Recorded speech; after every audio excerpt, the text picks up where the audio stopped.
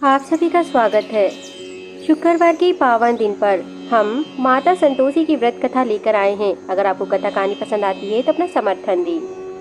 शुक्रवार के दिन माता संतोषी की पूजा आराधना करने से सभी मनोवांछित फल की प्राप्ति होती है तथा जातक के सभी मनोवांछित फल माता प्रदान करती है। शुक्रवार के दिन माँ संतोषी का व्रत पूजन किया जाता है। इस पूजा के दौरान माता की आरती पूजन तथा अंत में माता की कथा सुनी जाती है। माता संतोषी के व्रत में उनकी व्रत कथा पढ़ने का विशेष महत्व है। जो भी कथा पढ़ता है तथा सुनाता है उसको भी माता संतोषी की कृपा प्राप्त होती है। अब हम आपको माता संतोषी की व्रत कथा सुनाएंगे। जय माता संतोषी। किसी नगर में एक बुढ़िया थी, उसके 7 बेटे थे। 6 कमाने वाले थे जबकि एक निकम्मा था। बुढ़िया 6 बेटों की रसोई बनाती, भोजन कराती। उनसे जो कुछ जूठन बच जाती वह अपने 7वें बेटे को दे देती। एक दिन वह पत्नी से बोला, देखो मेरी माँ मुझको कितना प्रेम करती हैं। वह बोली, क्यों नहीं, सबका जूठा जो तुमको खिलाती है। वह बोला, ऐसा नहीं हो सकता, मैं जब तक आंखों से देख न लूंगा मैं नहीं मानूंगा। बहू भी हंसकर बोली, देख लोगे तब तो मानोगे। कुछ दिन बाद त्योहार आया। घर में 7 प्रकार के भोजन और चूरमे के लड्डू बने। वहाँ जांचने को सिर दुखने का बहाना करके पतला वस्त्र सिर पर ओढ़े रसोई के घर में सो गया। वह कपड़े में से सब देखता रहा। तभी वहाँ 6 भाई भोजन करने आए। उसने देखा माँ ने उनके लिए सुंदर आसन बिछाया है, नाना प्रकार की रसोई परोसी और आग्रह करके उन्हें जमाया। वह देखता रहा। 6 भाइयों ने भोजन करके जब उठे तब माँ ने उनकी जूठी थालियों में से लड्डू के टुकड़े उठाकर एक लड्डू बनाया। जूठन साफ कर बुढ़िया माँ ने उसे पुकारा, बेटा 6 भाई भोजन कर गए, अब तू भी आके बैठ, तू कब खाएगा। उसने जब यह सब देखा तो वह कहने लगा, माँ मुझे भूख नहीं लगी है, मैं अब परदेश जा रहा हूँ। माँ ने कहा, कल जाता हो तो आज ही चले जा। वह बोला, हाँ आज ही जा रहा हूँ। यह कहकर वह घर से निकल गया। चलते समय पत्नी की याद आ गई। वह गौशाला में कंडे उबले थोप रही थी। वहां जाकर बोला, हम जावे परदेश, आवेंगे कुछ काल, तुम रहियो संतोष से धर्म अपनो पाल। वह बोली, जाओ पिया आनंद से हमारो, सोच हटाए राम भरोसे हम रहे ईश्वर तुम्हें सहाय। दो निशानी अपन देख धरू में धीर, सुधी मति हमारी बिसरियो रखियो मन गंभीर। पत्नी की बातों को सुनकर वह बोला, मेरे पास तो कुछ नहीं है, यह अंगूठी है, सो ले और अपनी कुछ निशानी मुझे दे। वह बोली, मेरे पास क्या है, मैं तो यहाँ गोबर थोप रही हूँ, गोबर बड़ा हाथ है। यह कहकर उसकी पीठ पर पत्नी ने गोबर के हाथ से थाप मार दी। वह चल दिया। चलते चलते दूर देश पहुंचा। जब वह दूसरे देश में पहुंचा वहां एक साहूकार की दुकान थी। वहां जाकर कहने लगा, भाई मुझे नौकरी पर रख लो, साहूकार को जरूरत थी। तो वह बोला, रह जा। लड़के ने पूछा, तनख्वाह क्या दोगे। साहूकार ने कहा, काम देखकर दाम मिलेंगे। साहूकार की नौकरी मिली। वह सुबह 7 बजे से 10 बजे तक नौकरी बजाने लगा। कुछ दिनों में दुकान का सारा लेन देन, हिसाब किताब, ग्राहकों को माल बेचना, सारा काम करने लगा। साहूकार के 7-8 नौकर थे। वे सब चक्कर खाकर गिरने लगे। उसके काम की सराहना करते हुए सबने कहा, यह तो बहुत होशियार बन गया। सेठ ने भी जब उसका काम देखा तो 3 महीने में ही उसे आधे मुनाफे का हिस्सेदार बना दिया। वह कुछ वर्ष में ही नामी सेठ बन गया। अब तो मालिक ने सारा कारोबार उस पर छोड़ दिया। उधर उसकी पत्नी को सास ससुर दुख देने लगे। सारी गृहस्थी का काम करा के उसे लकड़ी लेने जंगल में भेजते। इस बीच घर के आटे से जो भूसी निकलती उसकी रोटी बनाकर रख दी जाती और फूटे नारियल की नरेली में पानी दिया जाता। एक दिन वह लकड़ी लेने जंगल जा रही थी तो रास्ते में बहुत सी स्त्रियां माता संतोषी का व्रत करती दिखाई दी। वह भी वहां खड़ी होकर कथा सुनने लगी और पूछा, बहनों तुम किस देवता या देवी की व्रत करती हो, उसके करने से क्या फिर मिलता है। यदि तुम इस व्रत का विधान मुझे समझा सकोगी तो मैं तुम्हारा बड़ा एहसान मानूंगी। वह सभी से विनम्र निवेदन करने लगी। तब उनमें से एक स्त्री बोली, सुनो, यह माता संतोषी का व्रत है। इसके करने से निर्धनता दरिद्रता का नाश होता है।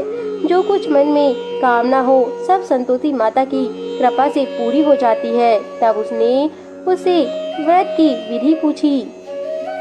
वह भक्ति में डूबी हुई स्त्री बोली, 1.25 आने का गुड़ चना लेना, इच्छा हो तो 5.25 आने का लेना या 1.25 रुपए का भी सहूलियत के अनुसार लाना। बिना परेशानी और श्रद्धा व प्रेम से जितना भी बन पड़े 1.25 लेना। प्रत्येक शुक्रवार को निराहार रहकर कथा सुनना। इसके बीच क्रम टूटना नहीं चाहिए। लगातार नियम पालन करना। सुनने वाला कोई न मिले तो घी का दीपक जलाकर उसके आगे या जल के पात्र को सामने रखकर कथा कहना। जब कार्य सिद्धि हो तो नियम का पालन करना। कार्य सिद्धि हो जाने पर व्रत का उद्यापन करना। माता बड़ी दयालु है, 3 मास में ही फल देती हैं। यदि किसी के ग्रह खोटे भी हो तो भी माता वर्ष भर में ही कार्य सिद्धि कर देती हैं।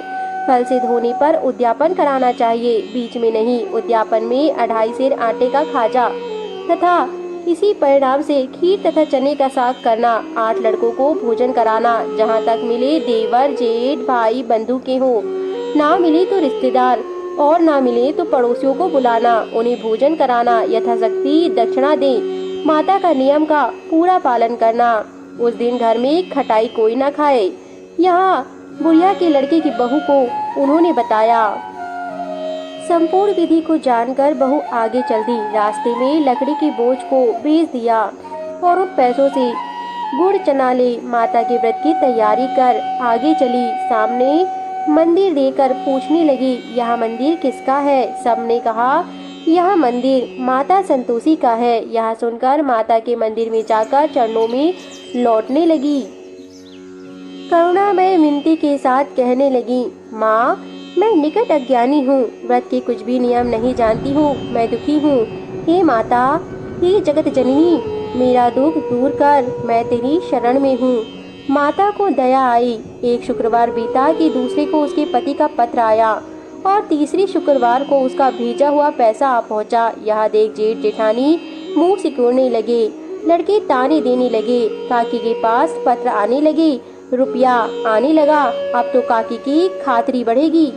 बेचारी सरलता से कहती, भैया कागज आवे रुपया आवे, हम सबके लिए अच्छा है। ऐसा कहकर आंखों में आंसू भरकर संतोषी माता के मंदिर में जा मातेश्वरी के चरणों में गिरकर रोने लगी। माँ, मैंने तुमसे पैसा कब मांगा है? मुझे पैसे नहीं चाहिए। मुझे पैसे से क्या काम? मुझे तो अपने सुहाग से काम है। मैं तो अपने स्वामी के दर्शन मांगती हूँ। तब माता ने प्रसन्न होकर कहा, जा बेटी, तेरा स्वामी आवेगा।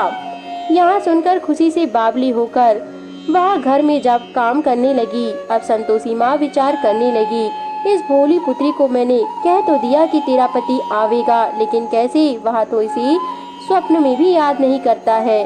उसे याद दिलाने को मुझे ही जाना पड़ेगा। इस तरह माताजी इस बुढ़िया के बेटे के पास जा स्वप्न में प्रकट हो कहने लगी, साहूकार के बेटे सो रहा है या जगता है? वह कहने लगा, माता, सोता भी नहीं हूँ, जगता भी नहीं हूँ, कहो क्या आज्ञा है? मान कहने लगी, तेरे घर बार कुछ है कि नहीं? वह बोला, मेरे पास सब कुछ है, माँ बाप है, बहू है, क्या कमी है? माँ बोली, भोले पुत्र, तेरी बहू घोर कष्ट उठा रही है। तेरे माता पिता उसे परेशानी दे रहे हैं। वह तेरे लिए तरस रही है, तू उसकी सुध ले, घर जा। वह बोला, हाँ माता जी, यहाँ मालूम है, परंतु जाऊँ तो कैसे? परदेश की बात है, लेन देन का कोई हिसाब नहीं, कोई जाने का रास्ता नहीं आता, कैसे चला जाऊँ?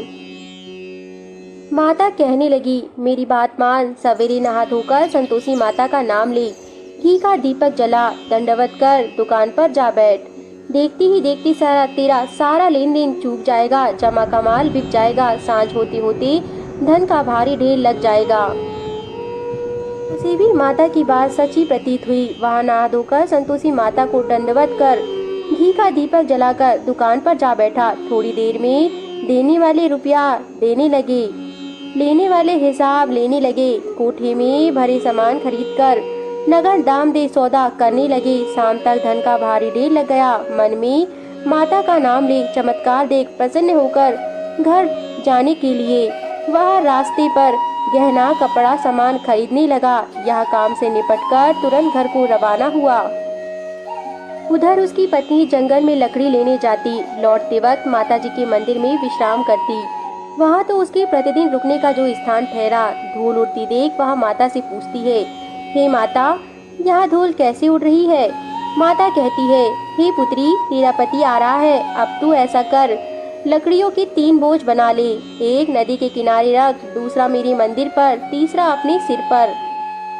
तेरा पति जब लकड़ियों का यह गट्ठर देखेगा, उसमें मोह पैदा होगा। वह यहाँ रुकेगा, नाश्ता पानी खाकर माँ से मिलने जाएगा। तब तू लकड़ियों का बोझ उठाकर जाना और चौक में गट्ठर डालकर जोर से आवाज लगाना, लो सासू जी, लकड़ियों का गट्ठर लो, भूसी की रोटी दो, नारियल के खेपड़े में पानी दो, आज मेहमान कौन आया है।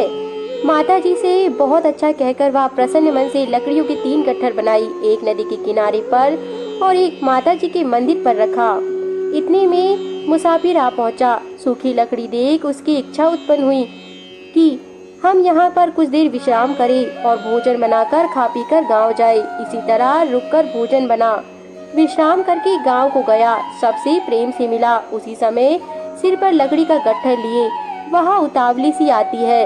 लकड़ियों का भारी बोझ आंगन में डालकर जोर से 3 आवाज देती है, लो सासू जी, लकड़ियों का गट्ठर लो, भूसी की रोटी दो, आज मेहमान कौन आया है। यह सुनकर उसकी सास बाहर आकर अपने दिए हुए कष्टों को भुलाने हेतु कहती है, बहू, ऐसा क्यों कहती है? तेरा मालिक ही तो आया है। आ बैठ, मीठा भात खा, भोजन कर, कपड़े पहन। उसकी आवाज सुन उसका पति बाहर आता है। अंगूठी देख व्याकुल हो जाता है। माँ से पूछता है, माँ, यह कौन है? माँ बोली, बेटा, यह तेरी बहू है। जब से तू गया है तब से सारे गांव में भटकती फिरती है। घर का काम काज कुछ करती नहीं, 4 पहर खाकर जाती है। अपनी माता की ऐसी बातें को सुनकर वह बोला, ठीक है माँ, मैंने इसे भी देखा और तुम्हें भी। अब दूसरे घर की चाबी दो, उसमें रहूंगा। माँ बोली, ठीक है, जैसी तेरी मर्जी। तब वह दूसरे मकान की तीसरी मंजिल का कमरा खोल सारा सामान जमाया। एक दिन में राजा के महल जैसा ठाट बाट बन गया। अब क्या था, बहू सुख भोगने लगी। इतने में शुक्रवार आया। उसने अपने पति से कहा, मुझे माता संतोषी के व्रत का उद्यापन करना है। पति बोला, खुशी से कर लो। वह उद्यापन की तैयारी करने लगी। जेठानी के लड़कों को भोजन के लिए कहने गई। उन्होंने मंजूर किया, परंतु पीछे से जेठानी ने अपने बच्चे को सिखाया, देखो, भोजन के समय खटाई मांगना, जिससे उसका उद्यापन पूरा ना हो सकेगा। लड़की उद्यापन पे गए, जमीन पर बैठे और पेट भर खीर खाया, परंतु बाद में खाते ही कहने लगे, हमें खटाई दो, खीर खाना हमको नहीं भाता, देखकर आरुचि होती है। वह कहने लगी, भैया, खटाई किसी को नहीं दी जाएगी, यहाँ तो संतोषी माता का प्रसाद है। लड़के उठ खड़े हुए और बोले, पैसा लाओ। भोली बहू को जानती नहीं थी, इसलिए उसने उन्हें पैसे दे दिए। लड़के उसी समय हट करके इमली खटाई ले खाने लगे। यह देखकर बहू पर माता जी ने कोप किया। राजा के दूत उसके पति को पकड़कर ले गए। जेठ जेठानी मनमाने वचन कहने लगे, लूट लूट कर धन इकट्ठा कर लिया है, अब सब मालूम पड़ जाएगा जब जेल की मार खाएगा। बहू से यह सब सहन नहीं हुआ। वह बेचारी रोती हुई माता जी के मंदिर गई। कहने लगी, हे माता, तुमने क्या किया? अब तुम भक्तों की हंसी उड़ाने लगी हो, उन्हें रुलाने लगी हो। माता बोली, बेटी, तूने उद्यापन करके मेरा व्रत भंग किया है। वह कहने लगी, माता, मैंने कुछ अपराध नहीं किया, मैंने तो भूल से लड़कों को पैसे दे दिए, मुझे क्षमा करो, मैं तुम्हारा फिर से उद्यापन करूंगी। माँ बोली, अब भूल मत करना। वह कहती है, अब भूल नहीं होगी। अब बताओ वे घर कैसे आवेंगे? माँ बोली, जा पुत्री, तेरा पति तुझे रास्ते में आता मिलेगा। वह निकली, राह में पति आता मिला। वह पूछी, कहाँ गए थे? वह कहने लगा, इतना धन जो कमाया है उसका टैक्स राजा ने मांगा था, वह भरने गया था। वह प्रसन्न हो बोली, भला हुआ, अब घर को चलो। कुछ दिनों बाद फिर शुक्रवार आया। कुछ दिनों बाद जब शुक्रवार आया तो वह बोली, मुझे फिर से माता का उद्यापन करना है। पति ने कहा, करो।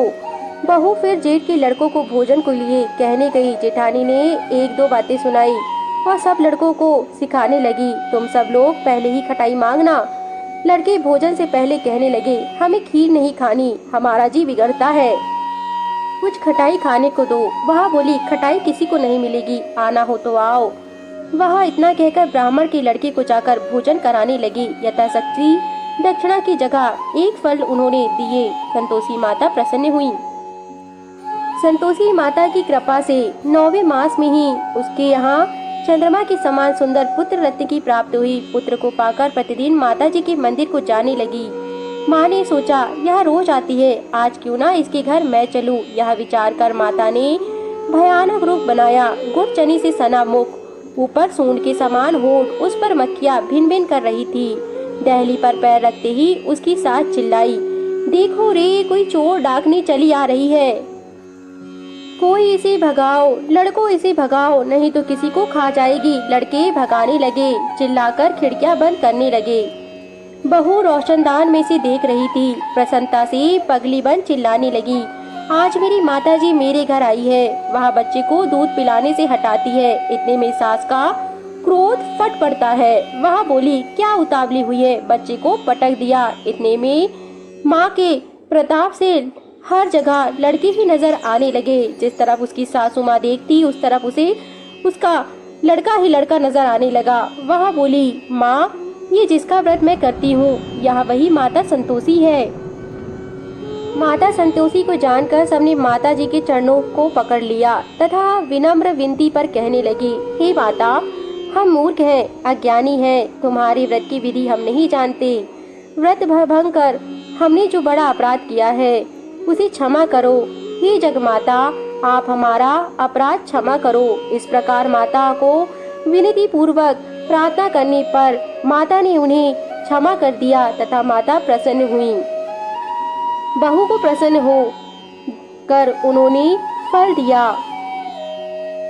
हे माता संतोषी, जिस प्रकार आपने बहू को प्रसन्न होकर फल दिया, वैसा ही हम सबको देना। जिस प्रकार आपने बहू पे अपनी कृपा दृष्टि बनाई रखी, वैसे ही हम सब पर भी रखना। हमारी भी मनोकामना पूरी करना। जय माता संतोषी। हमारे द्वारा प्रस्तुत की गई कथा कहानी अगर आपको पसंद आती है तो हमारे YouTube चैनल को जरूर सब्सक्राइब करें, ताकि हम ऐसी ही उच्च कोटि की कथाएं लाते रहें। धन्यवाद।